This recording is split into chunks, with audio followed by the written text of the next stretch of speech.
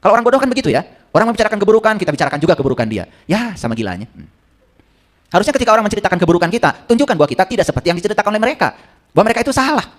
Justru itu adalah motivasi supaya kita tambah baik.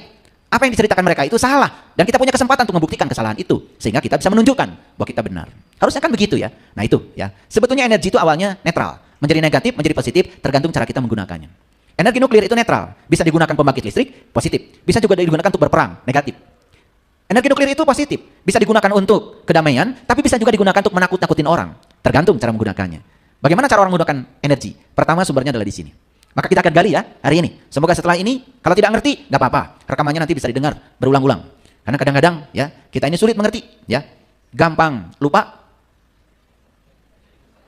ya, sulit ingat kan itu masalah kita, ya. Makanya ya kita juga tidak pernah sadar, ya. Kenapa ya? Baru aja naruh kunci kita lupa kunci di mana. Tapi pernah nggak ada yang menyadari bahwa kelupaan yang dialami oleh kita itu sebetulnya berasal dari kekotoran jiwa. Jadi kalau kita gampang lupa, sebetulnya masalah besar kita itu karena jiwa kita kotor. Cuma kita tidak menghubungkan itu. Tidak menyadari itu, tidak mau jujur.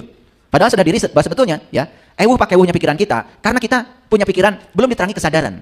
Nah, karena kesadaran belum mengendalikan pikiran, jadi pikiran itu yang mengendalikan kesadaran. Itu yang membuat seseorang ya cepat lupa, tapi susah ingat. Oke, baik, sampai sini mengerti ya. Jadi massa itu, materi itu setara dengan energi. Buktinya, kita kalau perlu energi, pasti yang dihadirkan adalah massa. Kalau begitu tubuh kita energi nggak? Energi.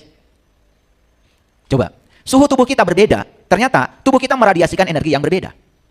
Kita turun dari pesawat, kemudian melewati lorong untuk masuk ke tempat bagasi. Biasanya di situ ada kamera. Dan kamera itu bukan hanya mendeteksi wajah kita, tetapi kamera bisa mendeteksi berapa suhu badan kita. Nah, kenapa dia bisa mendeteksi? Karena tubuh kita itu meradiasikan energi. Nah, ternyata energi yang diradiasikan, frekuensinya, vibrasinya, tergantung pada berapa suhu badan kita. Yang suhunya rendah, dideteksi oleh kamera, oh ini suhunya sekian. Tapi yang suhunya tinggi, bisa dideteksi oleh kamera, bisa tertangkap oleh sensor, oh ini suhunya sekian. Makanya orang yang suhunya sekian, wajahnya si A, langsung dikejar oleh petugas, langsung masuk karantina. Karena dia sangat berbahaya, bisa menularkan virus. Seperti itu yang terjadi pada saat musim COVID beberapa tahun yang lalu. Itu teknologi ya.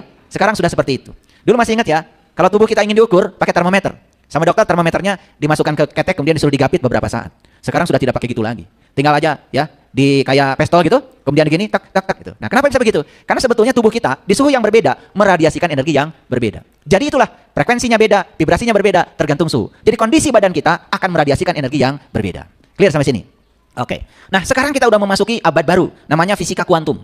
Di mana energi itu dikaitkan dengan frekuensi. Jadi energi sama dengan H dikalikan F. H itu konstanta alam. Dan F-nya itu frekuensi. Artinya makin besar frekuensinya, makin besar energinya. Jadi semakin jelas bahwa ilmu pengetahuan sudah membuktikan apa yang dikatakan oleh Nikola Tesla. Bahwa kalau kita ingin tahu rahasia semesta, pandanglah semesta